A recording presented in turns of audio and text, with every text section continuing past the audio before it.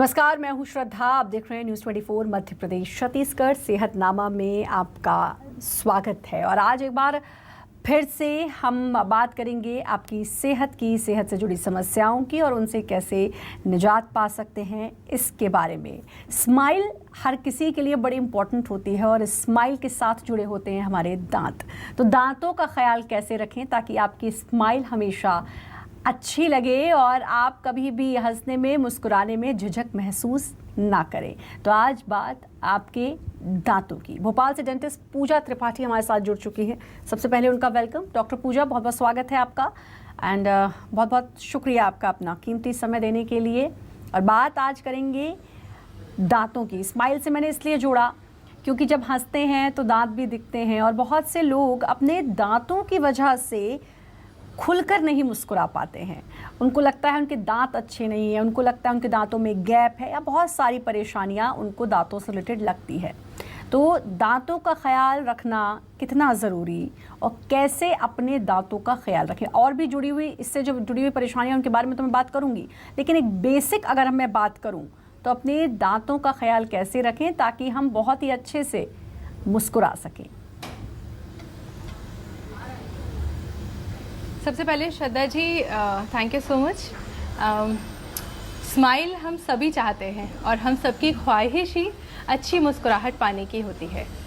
हम कैसे इसको और सुंदर बनाएं, उसके लिए सबसे आसान तरीका है 2 समय ब्रश करना चाहिए, अच्छे डेंटिस्ट से मिलना चाहिए और अच्छे डेंटिस्ट का संपर्क हमें अच्छी मुस्कुराहट ज़रूर देता है। तो कांटेक्ट करना चाहिए अच्छे डेंटिस्ट से। कितने कितने दिनों में, कैसे, ये मेरा सवाल है। लेकिन एक हमारे साथ कॉलर प्रकाश जुड़ चुके हैं, उनसे बात कर लेते हैं। बहुत बहुत स्वागत है आपका, अपना सवाल पूछें। जी हेलो जी, बहुत बहुत स्वागत है, सवाल पूछें अपना। सवाल है कि मेरी बेटी है 10 दिनों का, उसको थोड़ा फुंसी टाइप का पूरा शरीर पे हो गया है। अच्छा प्रकाश जी, हालांकि ये जो अभी शो चल रहा है ये दांतों की समस्याओं पर और दांतों से जुड़ा हुआ चल रहा है। फिर भी अगर जवाब है तो मैं डॉक्टर पूजा से पूछ लेती हूँ, नहीं होगा तो फिर उसके लिए हम वेरी वेरी सॉरी मैं कहती हूँ, बिकॉज प्रोग्राम जो है वो अभी जो टॉपिक है वो आज का है हमारे दांत। डॉक्टर पूजा, आपकी बच्ची 10 दिन की है। इस तरह की जो समस्या आती है यूजुअली मुझे नहीं देना चाहिए जवाब, लेकिन क्योंकि कंसर्न जो लोग होते हैं उनको ये मौसम बहुत चेंज हो रहा है। अभी हमें ना एलर्जी बहुत ज़्यादा हो रही है गर्मी की वजह से। आप अपने बच्चे को थोड़ा सा खुले में रखिए, अच्छी फ़ैन की ताज़ी हवा दीजिए जिससे आपका बच्चे को प्रॉपर ऑक्सीजन मिल पाए और वो स्वस्थ हो पाए। और चाहूँगी कि आप किसी अच्छे फिजिशियन या डर्मेटोलॉजिस्ट से मिलें, वो आपका समाधान और अच्छे से करेंगे। डॉक्टर पूजा, हम दांत की बात कर रहे थे। डेंटिस्ट के पास यूजुअली हम तब जाते हैं जब हमारे दांत में दर्द होता है, जब हमारी अक्ल दांत आती है और हमारे अंदर भी अक्ल आती है, या फिर जब हमारे दांतों में गैप आ जाता है, दांतों में इतना भयानक दर्द होता है, झंझनाहट होती है, तब हमको लगता है कि अब दांतों के डॉक्टर के पास जाना ज़रूरी है। लेकिन मैंने बाहर की कंट्रीज़ में देखा है कि एक चलन है कि आप हर कुछ दिन में आपको जाना है डेंटिस्ट के पास और आपको ख्याल रखना है अपने दांतों का। तो कितने समय के अंतराल में हमें डॉक्टर पूजा के पास जाना चाहिए या हमें डेंटिस्ट के पास जाना चाहिए अपने दांतों का ख्याल रखने के लिए? श्रद्धा जी, क्या होता है कि जैसे हम जिस समृद्ध देश में रहते हैं यहाँ पे दांतों की समस्या बहुत है, लेकिन दांतों को सबसे आखिर में लिया जाता है। अगर हमें किसी और समस्या से हम पीड़ित होते हैं, जैसे कि बुखार या कोई और चीज़ होती है, तो हम सबसे पहले जाते हैं कि हमें डॉक्टर मेडिकेशन दे दे। पर दांतों से रिलेटेड अगर प्रॉब्लम होती है, चाहे तो हमारी अक्ल दाढ़ की हो या हमें दांत में गैप हो या दांत में दर्द हो रहा हो, हम जाएंगे तभी जब हमें ऐसा लगेगा कि नहीं, अब मेरे दांत में बहुत दर्द हो रहा है। तो ये जो समस्या है आम जन की और हर परिवार में है, जिसे कि हमें तोड़ना है। क्योंकि अगर हम बाहर के देशों में बात करें जहाँ पे दांतों को लेके बहुत सजग हैं लोग, और वो हर 6 महीने में अपने डेंटिस्ट के पास रेगुलर विजिट के लिए ज़रूर जाते हैं। और अमेरिकन डेंटल एसोसिएशन कहता भी है कि एवरी 6 मंथ में हमारा डेंटल चेकअप होना चाहिए, जिससे अगर हमारे दांतों से रिलेटेड कोई छोटी सी भी प्रॉब्लम हो, चाहे तो कैविटीज़ हो रही हो या हमें इनिशियल कुछ भी ऐसे सिम्टम्स आ रहे हों जो हमारी हेल्थ को अफेक्ट कर सकते हैं, तो हमें डेंटिस्ट से मिलना चाहिए। क्योंकि हम कहते ही हैं कि हमारा जितना भी शरीर स्वस्थ रहेगा वो मुख से रहेगा, क्योंकि हम खाना उसी से खाते हैं। अगर हमारे दांत स्वस्थ नहीं है तो हमारी सेहत बिल्कुल भी स्वस्थ नहीं रह सकती। तो हर 6 महीने में, और अगर हमें 6 महीने का समय नहीं मिल पा रहा है तो हर 1 साल में हमें डेंटिस्ट के पास जाना चाहिए। ये तो बात हो गई कि हमें डेंटिस्ट के पास कब कब जाना चाहिए। अब बात करेंगे समस्याओं की। ये तो नॉर्मल रूटीन चेकअप है जो हमें कराना बहुत ज़रूरी है, और जाहिर है आपको अपने दांतों का, अपने मुंह का ख्याल रखना बहुत ज़रूरी है। सिर्फ ऊपर से हम अच्छे बन के रह जाएं और अंदरूनी तौर पर ख्याल ना रखें तो वो भी ठीक नहीं है। दांतों से जुड़ी हुई, चाहे हम विजडम टूथ की बात करें, एक समय के बाद आता है तो बड़ा सुना है पेनफुल होता है। पता नहीं मुझको आया या नहीं आया, ये भी नहीं पता, लेकिन ये सुना है कि बड़ा पेनफुल होता है। इसके अलावा दांत में कीड़ा लग जाए या कुछ भी हो जाए तो वो बड़ा असहनीय दर्द होता है। पहले तो रीजंस की तरफ बढ़ जाते हैं। खैर, विजडम टूथ को अगर मैं छोड़ भी दूं तो क्या क्या रीजंस हैं जो, या क्या हम में बुरी आदतें हैं जो हम रोज़ उसी के हिसाब से चल रहे हैं, फिर एक दिन दांत में असहनीय दर्द होता है और फिर हमें याद आते हैं डेंटिस्ट। बिल्कुल सही है श्रद्धा जी। हम शुरुआत करते हैं जब बच्चा वॉर्म में होता है, यानी जब बच्चे का जन्म ही नहीं होता। आप ये जान के बड़ा आश्चर्य होगा और आपको हो सकता है कुछ नया लगे कि बच्चे का डेंटल जो होता है वो भ्रूण में शुरू हो जाता है, यानी वॉर्म में बच्चे का सारे दांत की बनने की प्रक्रियाएं शुरू हो जाती है। अगर प्रेगनेंसी टाइम से माँ ध्यान रखे तो बढ़ते हुए बच्चे का पूरी तरीके से ध्यान दे सकती है। मैं इसे थोड़े से और अच्छे से समझाने की कोशिश करूँगी।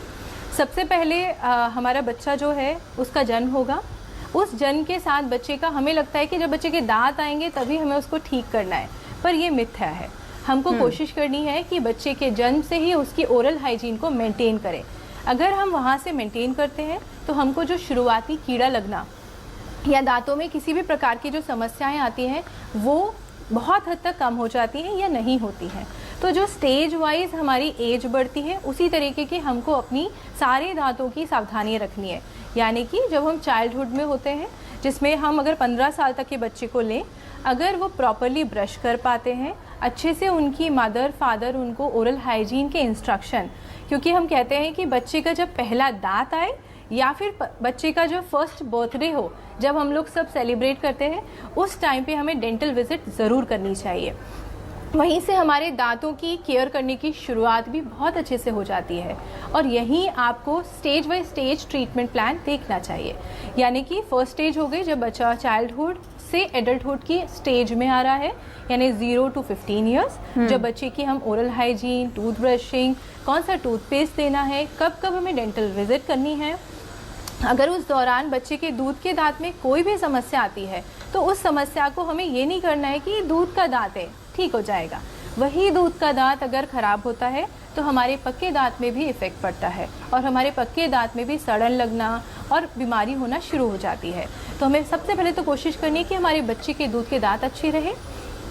फिर अगर वो सेकंड स्टेज आता है, जिसे एडल्टहुड कहते हैं, जब हम और आप स्टेज में हैं, जिसमें हमें अपने दांतों को छोटी सी भी समस्या आती है, चाहे तो एक छोटा कीड़ा हो या हमको लगता है कि दर्द हो रहा है, दांत में गैप हो रहा है, अकल दाढ़ आ रही है, किसी भी तरह की कोई समस्या हो, वो सेकंड स्टेज है जब हमें प्रॉपर ट्रीटमेंट लेना है। हमें बिल्कुल नेग्लिजेंस नहीं दिखानी है, बिल्कुल हमें किसी तरीके से चीज़ों को छोड़ना नहीं है। अगर हमने फर्स्ट स्टेज या सेकंड स्टेज को अच्छे से किया है तो हम जो थर्ड स्टेज, यानी कि वो एज जब हमारे दांत गिरते हैं और हम बड़े परेशान होते हैं और हम उस तरफ दौड़ते हैं कि हमें डेंचर लगवाना है या हमें हमारे दांतों को रिप्लेस कराना है, तो उन सारी समस्याओं से हम बच जाएंगे और हम उस प्रगति की तरफ रहेंगे जिसमें हमारे दांत हमारे साथ रहेंगे और हमें आर्टिफिशियल टीथ की ज़रूरत नहीं पड़ेगी। पर अगर हम उस स्टेज में भी हैं जो कि हमारे दांत नहीं है, तो आज एक नया ट्रीटमेंट आ गया है जिसे हम इम्प्लांट कहते हैं। हम उस तरफ भी जा सकते हैं और हमारी हर तरह की समस्याओं को हम दूर कर सकते हैं। अच्छा, कहते हैं खान पान बहुत इफ़ेक्टिव होता है हमारे शरीर पर। जो हम खाते हैं, जैसा खाते हैं, उसका प्रभाव पड़ता है। अगर मैं दांतों की बात करूं तो कौन सी वो चीज़ें हैं जिनको खाने से हमारे टीथ स्ट्रॉन्ग होते हैं? देखिए, आप जानती होंगे श्रद्धा जी कि हमारे जो दांत होते हैं वो बने होते हैं कैल्शियम से। तो जितनी भी कैल्शियम रिलेटेड चीज़ें होती हैं वो हमारे दांत को स्वस्थ रखने में एक महत्वपूर्ण भूमिका अदा करती हैं। जैसा मैंने आपको थोड़ी देर पहले बताया कि बच्चे के दांत बनना जो शुरू होते हैं वो वॉर्म से शुरू हो जाते हैं, यानी बच्चे के जन्म से पहले, और वो धीरे धीरे उस स्टेज के साथ बच्चे के दांत इरप्ट होते हैं, मुंह में आना शुरू होते हैं। अगर हम बचपन से ही कैल्शियम की प्रचुर मात्रा अपने भोजन में लेते हैं तो हमारे दांतों को मजबूती मिलती है और वो ज़्यादा स्वस्थ रहते हैं। कैल्शियम मतलब कि बनाना होता है, दूध होता है, दही होता है, पनीर होता है, जो भी वाइट रिलेटेड चीज़ें होती, या इस मौसम में सीताफल आया है, ये सारी चीज़ें हमारे दांत को, साथ ही साथ हमारे शरीर में मौजूद कैल्शियम को स्ट्रॉन्ग करती हैं। तो वाइट प्रोडक्ट्स को लेना ज़्यादा शुरू करना चाहिए अगर हमें दांत की सेहत का ध्यान रखना है तो। इसके अलावा रूट कैनाल जो मैंने सुना है कि ये दांतों में जब दिक्कत होती है तो रूट कैनाल एक प्रोसीजर होता है जिसको किया जाता है, और उसके भी कुछ चरण होते हैं, मतलब कुछ सिटिंग्स होती हैं उसकी, और वो किया जाता है। ज़रा आरसी के बारे में बताइए डॉक्टर, ये क्या होता है और इस दांतों के लिए कितना ज़रूरी होता है, किस टाइम ज़रूरी होता है? ठीक है, देखिए RCT ये इसका शॉर्ट फॉर्म है, जिसका फुल फॉर्म है रूट कैनाल ट्रीटमेंट, यानी कि दांत की नस का इलाज करना। हमारा जो दांत होता है वो 3 हिस्सों में विभाजित होता है। सबसे ऊपर का हिस्सा जो कि हमें ऊपर दिखाई देता है, सबसे ऊपर का हिस्सा जो होता है जिसे हम इनामल कहते हैं, उसकी सेकेंड लेयर होती है जिसे हम डेंटिन कहते हैं, और सबसे नीचे की लेयर जो हमें दिखाई नहीं देती है हमारे मसूड़े के अंदर होती है, जिसे हम जड़ कहते हैं, यानी कि रूट्स कहते हैं। तो जो रूट्स होती है ना, हर दांत की अलग अलग होती है। जैसे कि आगे के दांत जो हम मुस्कुराते हुए दिखते हैं उन्हें हम सेंट्रल इंसाइजर, लैटरल इंसाइजर कहते हैं। पीछे के दांत जो होते हैं इन्हें पोस्टीरियर टीथ कहते हैं। इन दांतों की जड़ें अलग अलग होती हैं, यानी आगे के दांत में 1, पीछे 2, 3 इस तरह की जड़ें होती हैं। इन जड़ों का प्रॉपर तरीके से इलाज करना रूट कैनाल ट्रीटमेंट कहलाता है। यूजुअली इसमें हमें 2 से 3 बार की सिटिंग लगती है, पर अभी अगर मैं बात करूं तो लेज़र द्वारा सिंगल सिटिंग रूट कैनाल भी प्रचलन में है, जिसमें हम क्या करते हैं, हमारे दांत को ऊपर से जहाँ जहाँ कीड़ा लगा होता है उसकी सफाई करते हैं, उसको खोलते हैं, उस इनामल वाले भाग से हम डेंटिन में जाते हैं, उस डेंटिन वाले भाग से हम पल्प में जाते हैं, यानी दांत की जड़ में जाते हैं, और वहाँ से वो जो गंदगी या इन्फेक्टेड पल्प होता है जिसने हमारे दांत को ख़राब किया होता है या हमें दर्द पहुँचाया होता है, उसको हम ठीक कर, मतलब हम दांत में से उस जड़ की नस को निकालते हैं। उस नस की जगह पे हम इनर्ट मटेरियल जिसे हम गट्टा पर्चा पॉइंट कहते हैं, पूरा अच्छे से क्लीनिंग और फिनिशिंग के द्वारा हम उस गट्टा पर्चा पॉइंट को फिल करते हैं और ऊपर से उस पर कैप या टोपी लगा देते हैं। इस तरीके रूट कैनाल को 4 भाग बोलेंगे। 3 भाग यानी कि फर्स्ट स्टेप में हम खोलेंगे, दूसरे में हम सफाई करेंगे, तीसरे में हम उसमें फिलिंग करेंगे और चौथे में हम कैप लगा देंगे। ये पूरा रूट कैनाल ट्रीटमेंट होता है। अब दांतों में गैप हो जाता है कुछ लोगों के, क्या रीज़न होता है इसके पीछे? सडन गैप हो गया, और दूसरा गैप के बाद इसका ट्रीटमेंट क्या है? सडन गैप तो नहीं होता है श्रद्धा जी।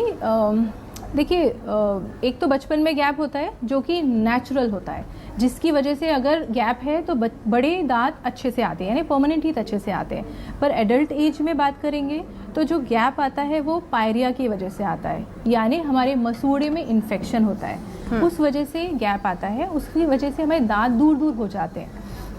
वहीं कुछ लोग ऐसे होते हैं जो बचपन में दूध के दांत को ठीक नहीं करवाते हैं, गलत समय पे दांत गिरते हैं, या दांत नहीं गिर पाते हैं समय पे तो दांत आगे पीछे आते हैं और उसकी वजह से कई बार गैप आ जाता है। तो ये जो 3 तरीके के गैप्स होते हैं, इन गैप को हम अलग अलग प्रकार से दूर करते हैं और ठीक किया जाता है। अगर पायरिया की वजह से दांत में गैप है, या स्पेसिंग आ गई है, या मसूड़े की वजह से प्रॉब्लम है, तो हमें पहले मसूड़े का इलाज करना है और उसके बाद हमें दांतों पे फोकस करना है। अगर दांत बहुत दूर दूर है, स्पेसिंग है, तो हम ब्रेसेस लगाते हैं।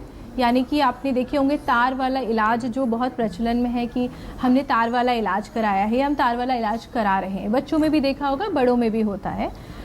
वो तार वाला इलाज ब्रेसेस ट्रीटमेंट कहलाता है और वही करके उन गैप को कम किया जाता है या ख़त्म किया जाता है। तो एक और श्रद्धा जी बताना चाहती हूँ, आजकल एस्थेटिक कंसर्न बहुत हो गए हैं लोग, यानी बीच में दांत में गैप होता है जिसे हम मिड लाइन डायस्टीमा कहते हैं। ये जो मिड लाइन डायस्टीमा है इसको भी एस्थेटिकली हमें ठीक करना होता है। एस्थेटिक की बात करूँगी, यानी मुस्कुराहट सबको सुंदर चाहिए। उस मुस्कुराहट को सुंदर करने के लिए एस्थेटिक अच्छा होना चाहिए। उसके लिए हम वीनियर करते हैं और वीनियर से वो गैप भी पूरी तरीके से ख़त्म हो जाता है। ये तो बात हो गई कि गैपिंग। उसके अलावा दांत का बाहर होना और बच्चों के होते हैं तो उसका इलाज जल्दी हो जाता है और ब्रेसिल्स लगवा दिए जाते हैं।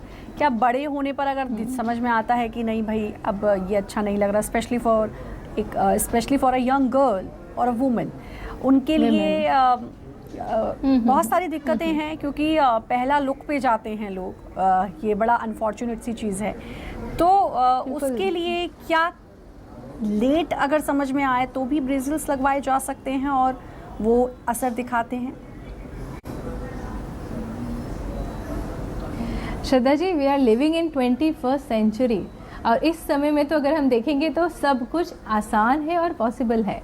ब्रेसेस पहले के समय में मेटल ब्रेसेस होते थे, आज के समय में मेटल, सिरेमिक, कलरफुल, अलाइनर्स, इतने सारे ट्रीटमेंट्स हैं ना कि किसी भी उम्र का, किसी भी प्रकार का, कितने भी आगे दांत हो या कितना भी डिविएटेड टीथ ऑक्लूजन हो, सब कुछ करेक्ट किया जा सकता है।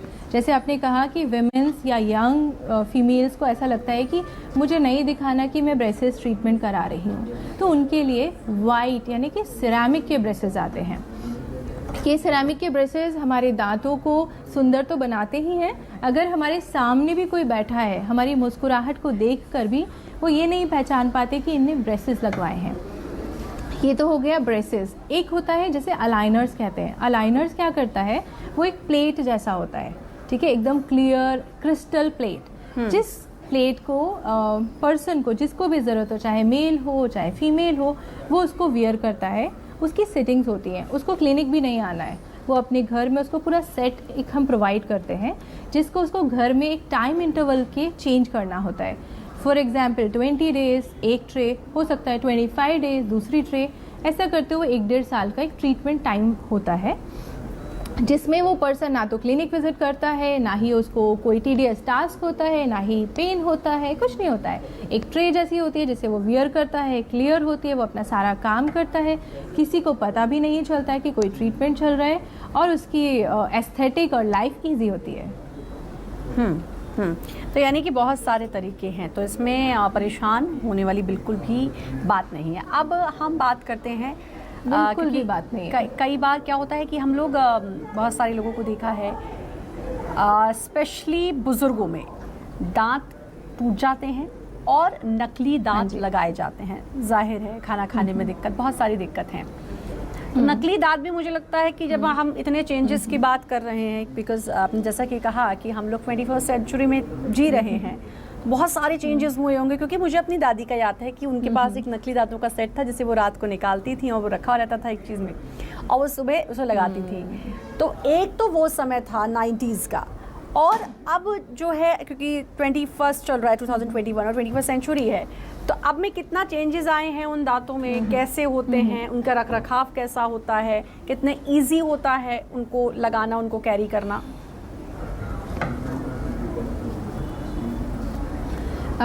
देखिए, जो जिस समय की आप बात कर रही थी उस समय डेंटिस्ट्री में इतना एडवांसमेंट नहीं था, लेकिन आज की अगर हम बात करें तो जैसे कि हम डेनिशा में हर एक चीज़ रखते हैं, हमारे पास हर एक एडवांस इंस्ट्रूमेंट और मटेरियल्स हैं।